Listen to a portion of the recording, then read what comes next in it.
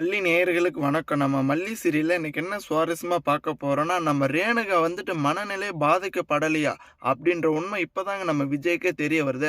ஏன்னா நம்ம ரேணுகாவ அந்த ஒரு அநாத ஆசிரமத்தில ஒரு 2 பேர் கைது பண்ணி வச்சுட்டு இருக்காங்க.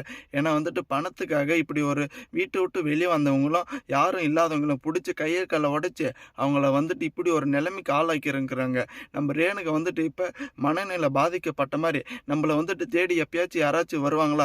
அவங்க நம்ம போயிரலாம் அப்படின்னு தாங்க இப்படி ஒரு கஷ்டமான நிலைமையிலே பல்ல கடிச்சிட்டு இருக்காங்க. நம்ம விஜய பார்த்ததும் ரொம்பவே சந்தோஷம். ஆனா இருந்தாலும் இப்படி ஒரு நிலைமையில விஜய் சார் என்ன கூப்பிட்டுட்டு போவாங்களான்னு நம்ம ரேணுகாவோட உள்மனசு ரொம்பவே ஒரு பதிலே தெரியாம தவிச்சுட்டு இருக்கு. கண்டிப்பா நம்ம விஜய் ரேணுகாவ விட்டுட்டு போற நிலைமையில இல்ல.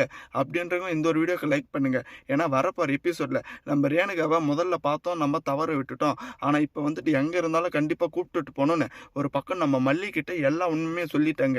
நம்ம மல்லி, நம்ம விஜய் தாங்க இந்த ரேணுகா இருக்கிற இடத்த தேடி போயிட்டு இருக்காங்க. அந்த ஒரு டீ கடை மாஸ்டர் சார் அவங்க மனநிலை பாதிக்கப்படல.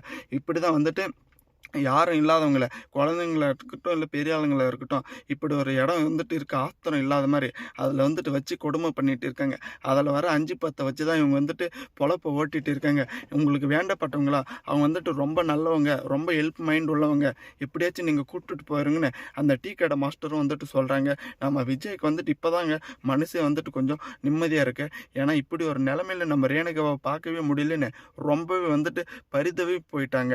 ஆனா இருந்தாலும் கண்டிப்பா நம்ம மல்லி இதுக்கு ஒத்துக்குவாங்களா? அப்படின்னு தாங்க பயங்கர ட்விஸ்ட்டா இருக்கு. ஏன்னா ஆரம்பத்தில நம்ம விஜய் சார் எவ்வளோ பெரிய துரோகத்த நம்ம மல்லிக்கு பண்ணிட்டு இருந்திருக்கலாம். ஆனா இப்ப மல்லி பொண்டாட்டிய ஏத்துக்கிட்டு மல்லி கூட குடும்பம் நடத்த ஆரம்பிச்சுட்டாங்க.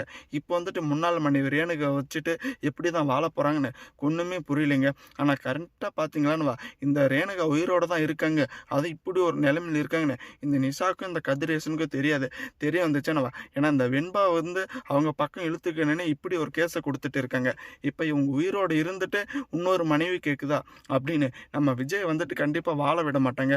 தேங்க்ஸ் ஃபார் வாட்சிங் மல்லி நேயர்களுக்கு மறக்காம உங்க கருத்துக்கள கமெண்ட் செக்ஷன்ல கமெண்ட் பண்ணுங்க.